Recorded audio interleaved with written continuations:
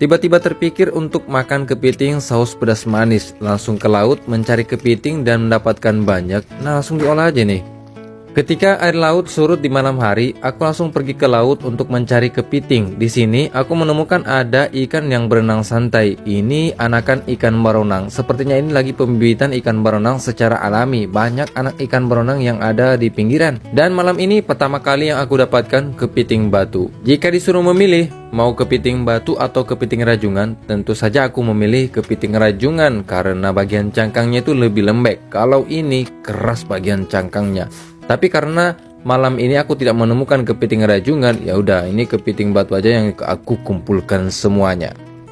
Paling mudah menemukan kepiting ini di saat air laut sudah mulai menuju pasang, banyak di pinggiran.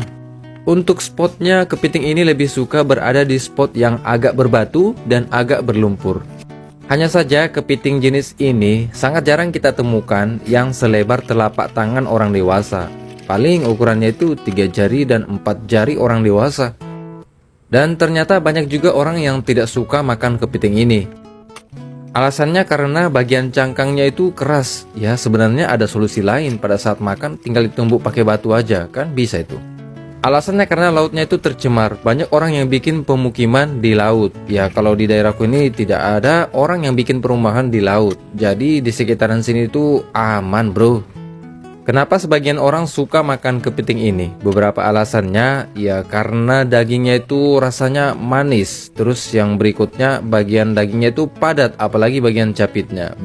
Padat tuh, pasti berisi penuh. Dan untuk kepiting jenis ini sangat mudah didapatkan. Tinggal jalan di pinggiran aja, pasti dapat ini kepiting kayak gini.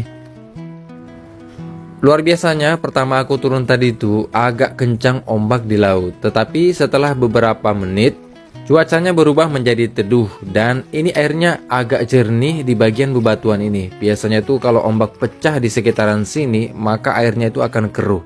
Nah, di sini aku menemukan ada satu ekor ikan baronang. Ini anakannya dan dia tuh lagi berenang santai di pinggiran. Seperti yang aku bilang tadi. Di saat seperti ini sangat mudah untuk kita temukan ikan baronang, tapi itu cuma anakannya. Kalau yang ini ikan nopu dan ini kita harus hati-hati supaya tidak menginjak ikan ini. Berbahaya, bro. Di bagian sini aku menemukan ada satu siput yang mengkilap bagian cangkangnya. Biasanya kerang ini cuma dijadikan hiasan aja karena cangkangnya yang mengkilap. Di sini aku menemukan ada satu ekor ikan kerapu. Coba-coba untuk tangkap tapi kerapunya malah berenang entah kemana itu ikan kerapunya.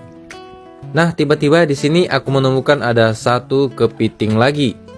Hendak menombak tapi kepitingnya jago silat. Aku terus mengejar kepiting ini, akhirnya berhasil mendapatkan dan memasukkannya ke dalam keranjang. Jika kita berjalan di pinggir bebatuan, maka kita akan menemukan kepiting ini sedang bersandar santai di batu kayak gini nih posisinya.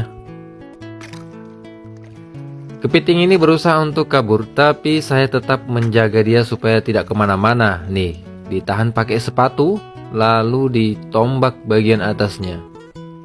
Sudah sering berburu kepiting seperti ini dan aku tuh langsung menombak kepitingnya. Dan teman-teman ternyata banyak yang komen, "Bang, kenapa kepitingnya ditombak? Itu kan namanya menyiksa kepiting.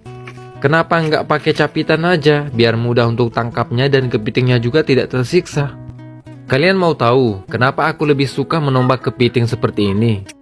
Ketika aku berkeinginan untuk memasak kepiting, mengolahnya, menjadikannya masakan yang lezat dan bergizi, maka aku perlu membuat kepitingnya mati sebelum dimasak. Kalau saja aku menggunakan capitan untuk menangkap kepiting ini, maka ketika sampai di rumah, itu perlu untuk dimatikan lagi kepitingnya. Tapi kalau pakai tombak, kita tidak perlu membuat kepitingnya mati, karena dalam perjalanan pulang, kepitingnya akan lebih dulu mati. Jadi begitu alasannya. Nah, ini kepitingnya langsung direbus biasa aja tanpa campuran bumbu, lalu kita buatkan bumbu racikan khusus untuk bikin kepiting saus.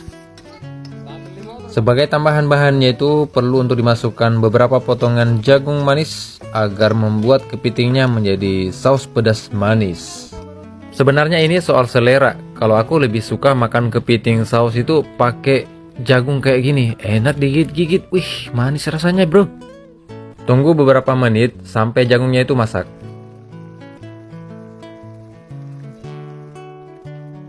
Di sini aku menambahkan saus dan juga beberapa penyedap rasa seperti garam dan juga gula. Yang terakhir, tambahkan rasa cinta supaya makin lezat dan bergizi. Kelihatannya bumbunya sudah siap, waktunya untuk dituangkan kepitingnya semuanya nih. Lanjut lagi diaduk-aduk hingga merata supaya nanti perbumbuannya itu meresap ke dalam daging kepiting. Nah, kepiting saus pedas manis sudah siap untuk disajikan. Jujur ini enak banget guys, karena hasil buruan yang masih segar kayak gini terus diolah jadi saus pedas manis. Mantap sekali bro.